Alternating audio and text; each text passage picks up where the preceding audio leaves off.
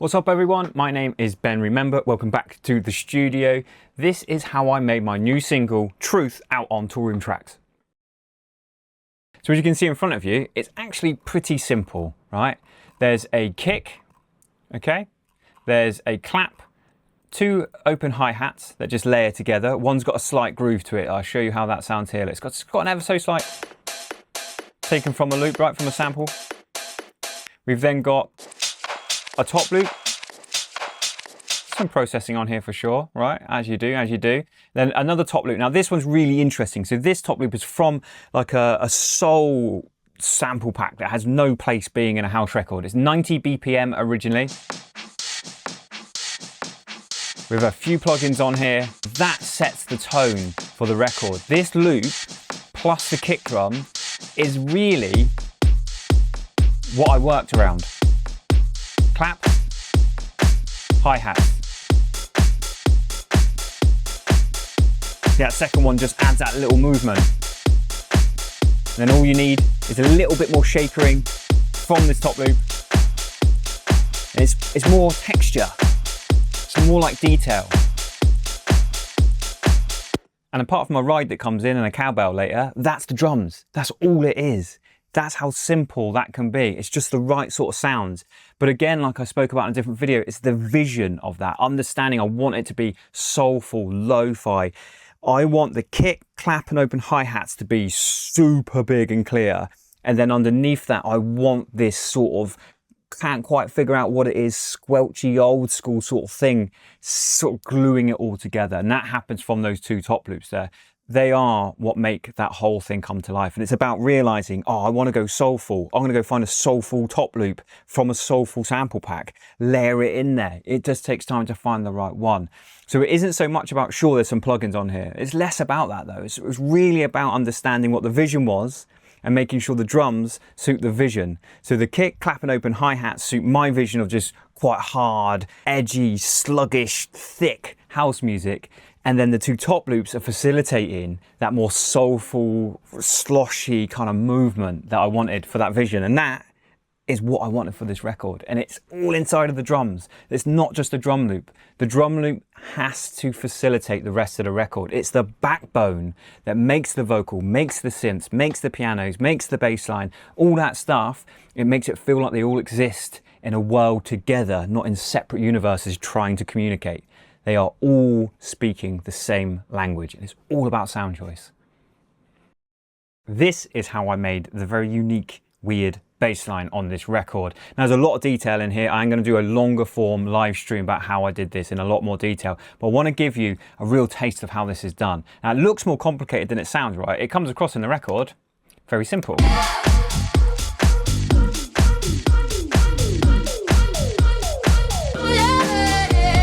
It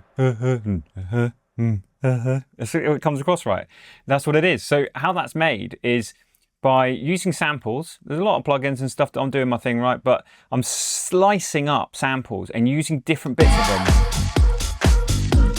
So this is playing the boop boop, comes from there. Then this is an accent. Boom, boom, boom, boom, boom. And then this is the sound that I remade. So this is the original stem from the bass line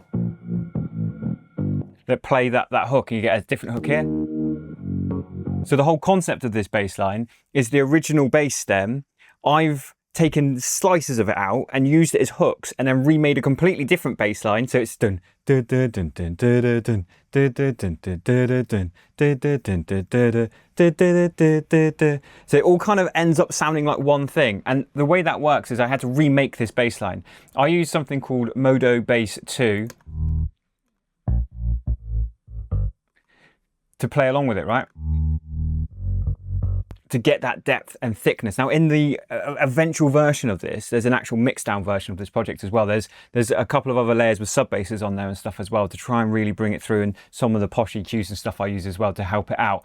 Now, one of the most interesting weird things on this record, but it's something that I do on a lot of records, is I've used a vocal. Now, no one steal this trick. If I show you this, you promise you're not going to steal this trick, yeah? I'll show it to you. That. Yeah, that accents the bass. So you get this like home, sort of sound, right? Now, Vice, if you're out there, let me know if I'm correct. I got this idea, I was inspired by this sort of sound from early Vice records, right? Now, I always noticed in his music, it had this like whomp sort of feeling. And one day I was sort of playing around with samples and I sort of started to think that, like, hang on, is that a voice? Is that a vocal going, like it's, so if I take that sound, right, and turn all the plugins off, I'm going to put it back to 0. It's that. That's what it is. But pitch down 12. Yeah. Then with some reverb, a little bit of altar boy. In context. I've done this for quite a few years now, and it was inspired by a sound that I loved in Vice's stuff when he first came through. So Vice, if you see this, let me know, dude. Did you ever do a trick similar to this in your early stuff? Or am I just completely missing the mark here and I've just ended up finding something that I like myself? But anyway, this is something that I wanted to bring up because I think being inspired by other artists and being inspired by other worlds and other techniques, and not knowing what other techniques people are using, but trying to figure it out on your own, is a huge part of where you can find your own sound. It's a huge part of where you can find your own unique identity. And it's not through knowing how someone else did it. Everyone always wants to know how someone else did it. You don't need to know exactly how they did it. That's what they're doing. You need to be inspired by what you hear. You're like, oh, that's so cool. I wonder if they did it like this. I wonder if they did it like that, because they probably didn't. They probably hear your music and go like, I wonder how they did that. So it's all about being inspired, but then being creative with your own hunt and thirst for creativity. Don't be afraid to try weird things out. Don't be afraid to do things that aren't on YouTube videos. Don't be afraid to go against what other people say. Find sound design in a way that makes you feel excited about your records. Here's a really cool way to use a vocal as a bassline layer. Worked quite well on the record, if you ask me. Or some stuff like that's the bassline. I mean, there's a lot more going on with all the plugins and stuff, but at the heart of it, it's all about that vision again, about that feeling, that chunkiness, and playing upon that hook every 4 bars was a big, big part of how this record works.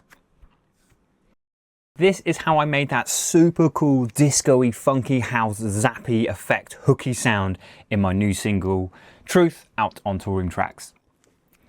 Okay, so the sound itself is this one. And you might be thinking, that's just a sample, isn't it, Ben? Well, at some point in time, it was just a sample. In fact, it was this sample here. It's that one. But as you can hear, hang on, that goes on for a lot longer and adds a bit of rhythm to it, and it's sort of moving around. What's going on with that? Now, the way that I do this on a lot of records. I do it with lots of different effect sounds. There's a bunch of sounds in my music. A lot of, even engineers will come up to me and be like, dude, what is that? And this is often the trick. It's just all down to the sound choice and kind of understanding why you would do it. The reason that this is being used in this record is because it's obviously a big funky record. I wanted a zappy, lasery sound. I have these in a lot of my music that helps bring the vocal in or helps the transition moving over this way. The fact they pitch down or pitch up, I think helps get the listener to follow that transition and set up that next sort of explosive part of the record. And it's dead simple. The trick is so easy, there's no way you don't want to go and try this after you've seen it, right? So all you're going to do is take an effect sound, let's say like this, load it in, and I'm going to automate the start position. See that moving? So it's each time it's triggering a different part, and it's triggering because of the MIDI notes. So I'm on 8th notes here. So you could change that if you wanted in the record, you wanted a slower one, just change the MIDI notes. Yeah, and then you automate the start position so it plays through the sample, triggering a different part of it. Because if you listen, it has all those frequencies, so it's just triggering across that spectrum to create your own effect sound. And as you can see in the arrangement, I could then do really long ones. Look how long this bad boy is for the main breakdown. You can control them up and down and move them around as you want. So you can basically, in a sense, take a sound as an effect sound and make it go as long as you want in a strange way. I've got a couple of layers of these, slightly different frequencies, maybe different samples as well, pitching some of them up higher before you even start pitching. Loads of other fun things, a few plugins on them. It's a fantastic technique. Try it out, not just with bleepy zappy sounds for disco stuff. This works really, really well for lots of different styles of house music. Try different effect sounds in there. Try different synth sounds and vocal sounds and things like that on the same idea. It can work absolute wonders. Have fun with it. Hope you enjoyed. That is how I made this really, really cool disco-y effect sound for my new single, Truth.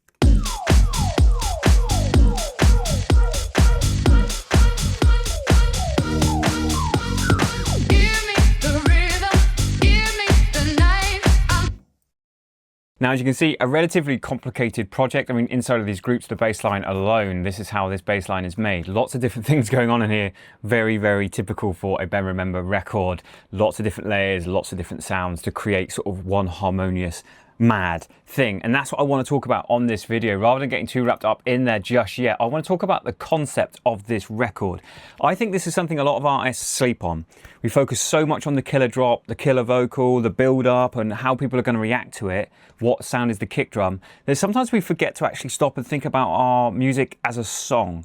What's the concept? What's the vision of your music?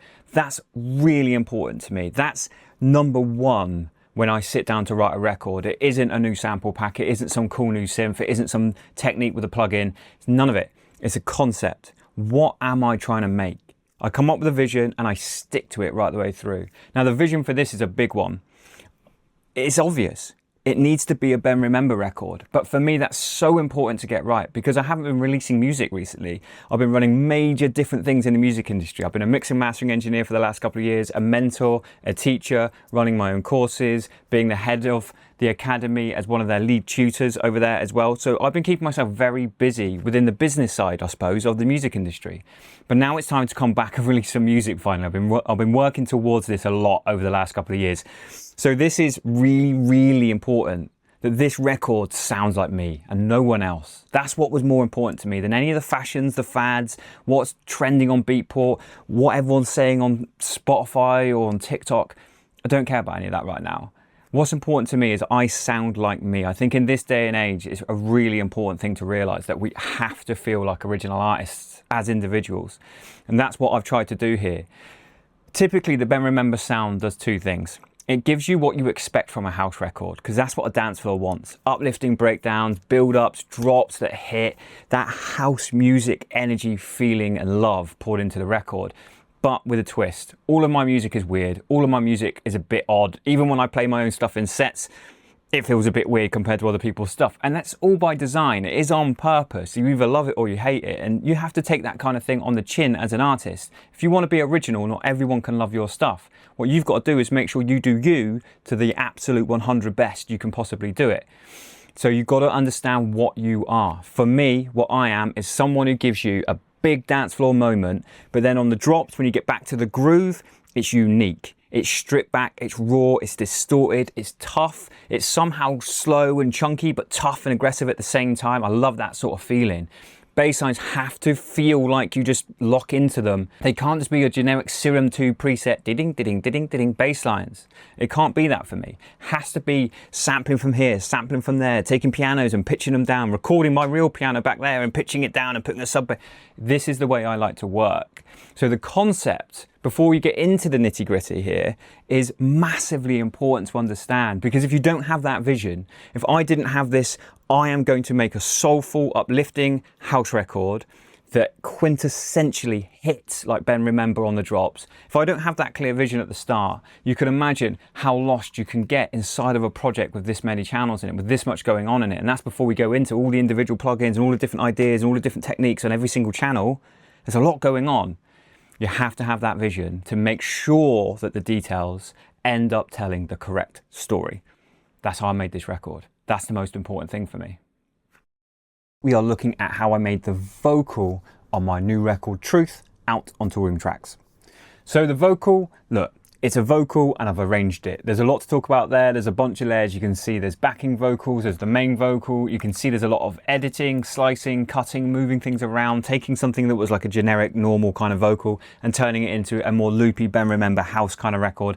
Yes, there's lots of this kind of work. To be honest, too much stuff to do on a short video like this. I wanted to show you one trick on here that I think is incredibly powerful and is a big part of my sound. Again, this is another trick like the bass line where you're not allowed to steal it, all right?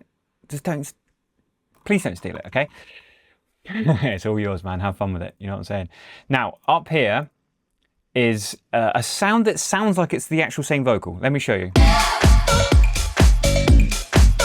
That ooh, ooh, that's a very Ben remembered thing. And as we've been talking about on other videos, having your own stamp on something that everyone else is already doing, being house music, is very, very important, right? And I've done that sort of thing on record since 2016 when I first came through. I want to show you how I do that and why I do it. So the actual vocal itself, right, is all around, you know, where the bass line does its melody, like we've got on a different video. And the say yeah, right, outside of the main chorus. Now, after that, I felt like I wanted more vocal in the record, but I didn't want all the singing stuff. I had tried versions of this record with the main singing on like 8 bars, 16 bars after the drop. It just didn't feel right. It took away that vision of there being this uplifting, soulful thing on the breakdowns, but then back to the old Ben remember chunky stuff in the groove. It mixed that kind of identity up a little bit too much. So I realized I already solved this many years ago with all the music I used to make by using a vocal in a different kind of way. So you still get the sense of a vocal, but the vocal is acting almost like a bit of percussion. It's acting very groove focused, but the actual tonality and the kind of human identity in the voice comes through, sort of giving you the best of both worlds. That's the concept of it. The way I've done this, I've actually taken a sample. It isn't from the original sample. So typically, quite often when I do this, I'll take the original vocal and do this exact trick. But I found I just wanted to play around. Sometimes I like just being creative and breaking my own rules, to be honest with you. So I just sort of started flipping through different samples, hot swapping through, and I found a Mark Knight Volume 6. Shout out Mark Knight sample packs. Everyone's got them. Everyone loves them. And I took this sample, and what I did is I just moved the start locator. See the start locator? I'm just going to move that around like that and listen out. And draw MIDI notes in that look like this. Now, where the MIDI notes are isn't a rule. This just sounded good in this record, right? Let me show you how this sounds individually. It's a cool sound. And it Q&As with a home, ding, ding, ding, ding, yeah. There's a Q&A going on. And the percussion at the same time, it's all communicating in a way that creates this sort of stomping monster sort of feeling, which I really like in my music. Now, it is just this sort of little on its own, it's just that. And you could change it. You could, there's all different ones you could have picked, but I like this. It's got a little bit of reverb on there. Well, quite a lot of reverb. And then some distortion afterwards. So it's just a very tight reverb. Show you what it sounds like with that off. Very dry. Context. Okay, then with both of them on. Incredible what you can get out of 2 plugins if you know the 2 plugins that do the job you want. And that's a really important thing here. We're not getting deep into settings and stuff on these videos, but you can see there, understanding that I need to create an interesting space for that sound to sit in using a tight reverb, almost like in a small bathroom sort of sound, but then I always exaggerate a tight reverb with distortion afterwards. And you know, little radiator or radiator, any of the Sound Toy stuff is always peak for that kind of job. That is how I made that unique little vocal stab in this record. I think it's a really important part of this record. It was missing something before I made that. It's a classic trick. You should try it out on your own records. Even if you make stuff that's a bit different to me, try it out. See how it goes. It's a really good fun one.